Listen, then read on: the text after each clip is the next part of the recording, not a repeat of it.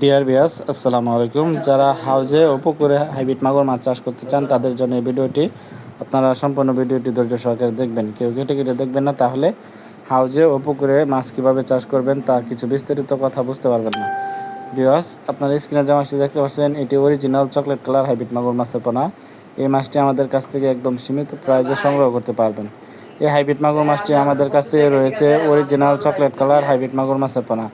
এই হাইব্রিড মাগুর মাছটি পুকুরে বা পুকুরে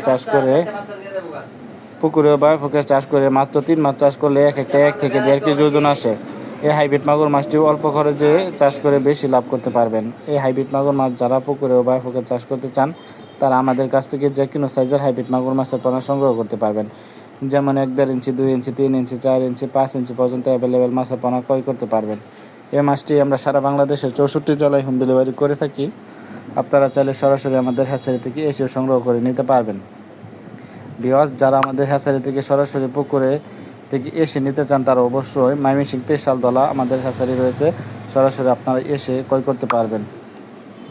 এই হাইব্রিড মাগুর মাছটি চকলেট কালার হাইব্রিড মাগুর মাছের পোনা। এটি পুকুরে চাষ করতে হলে পুকুর প্রস্তুত প্রয়োজন পড়ে না, যে কোনো নোংরা আবর্জনা পুকুরে চাষ করতে পারবেন। তা ভিউয়ার্স, এই হাইব্রিড মাগুর মাছটি নোংরা আবর্জনা খেয়ে দ্রুত বৃদ্ধি পায় এবং বড় হয়। যেমন এই হাইব্রিড মাগুর মাছটি মাত্র 3 মাস চাষ করলে এক থেকে 1.5 কেজি ওজন হয়। এই হাইব্রিড মাগুর মাছটি আমাদের কাছ থেকে অরিজিনাল চকলেট কালার হাইব্রিড মাগুর মাছের পোনা ক্রয় করতে পারবেন। এটির প্রধান খাদ্য হচ্ছে মরা মুরগির লিটার ও গরুর লিটার, পান্তা ভাত, এই জাতীয় খাবার খেয়ে দ্রুত বৃদ্ধি পায় এবং বড় হয়।